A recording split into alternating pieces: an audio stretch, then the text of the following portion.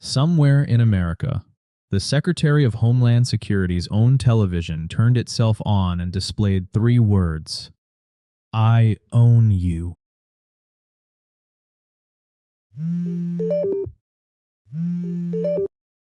Am I scaring? This wasn't a foreign intelligence agency. It wasn't a state-sponsored cyber unit or a professional hacking crew.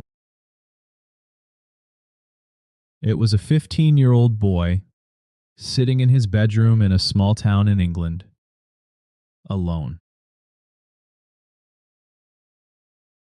His name was Kane Gamble. Online, everyone simply knew him by a single word: Kraka. In the summer of 2015, Kraka set his sights on the most protected people in America. Not banks, not companies, but the actual director of the Central Intelligence Agency, John Brennan himself. The strangest part of this story is that Gamble never wrote a single line of malicious code to get in. He didn't need to. All he needed was a phone, some confidence, and the patience to lie convincingly. By the time investigators caught up with him, he'd broken into the accounts of some of the most powerful people in the American government. This is the story of how a teenager with no hacking tools at all rattled the entire U.S. intelligence community. And for months afterward, nobody in Washington could even figure out who was doing this to them. Gamble called himself the leader of a small hacking group that named itself Crackers with Attitude, or CWA. Their entire method had almost nothing to do with breaking through firewalls or writing clever exploits at all. It's called social engineering, calling a company's support line and simply lying convincingly enough to get in.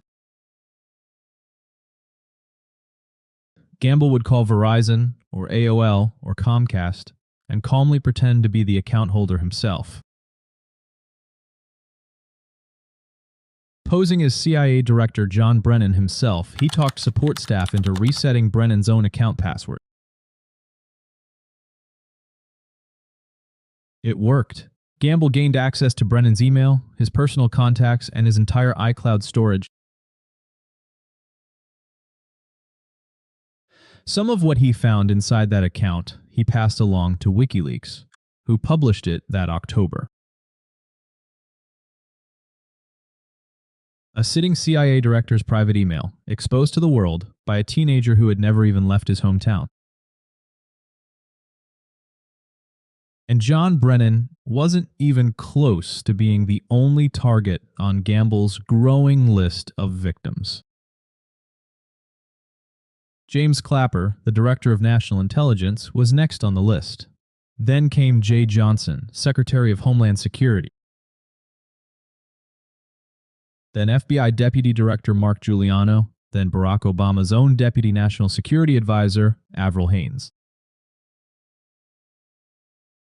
One by one, some of the most heavily protected people in the American government were falling to simple phone calls. Gamble didn't stop at just email. He wanted his targets to know, personally, that he was already inside. He gained access to a password reset on an iPad belonging to Brennan's own wife and used it. On the screen, in plain text, he left a message for her to find. I own you. Then he turned his attention to Secretary Jed Johnson, and this time, things got even more personal. Gamble hacked into Johnson's own home television system and made those same three words appear on the screen. He didn't stop there, either. He left Johnson a voicemail, taunting him with one simple question. Am I scaring you? He asked, calmly, on the voicemail of the actual Secretary of Homeland Security. Every single one of these break-ins came from a 15-year-old with a phone, not a keyboard full of exploits. And Gamble's group wasn't finished there. Crackers with attitude went on to claim something even bigger. They claimed to have leaked the personal details of roughly 20,000 FBI agents across the country. 9,000 Department of Homeland Security officers, and an unknown number of Justice Department staff as well. A teenagers' small group had, allegedly, touched the personal data of tens of thousands of federal employees. For months, federal investigators hunted for whoever was behind these attacks, without a single clear lead. Prosecutors would later say Gamble was politically motivated, angry over U.S. military action in the Middle East. In February 2016, investigators finally traced the trail back to a house in Leicestershire, England. Kane Gamble was arrested right there at his family home. He was still only 15 years old. Two other members of his group, both based in the United States, were arrested later that year.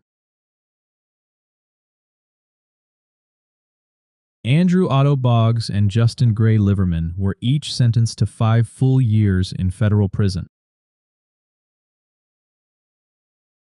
Gamble, still a minor at the time, faced a very different legal system, an ocean away in the UK.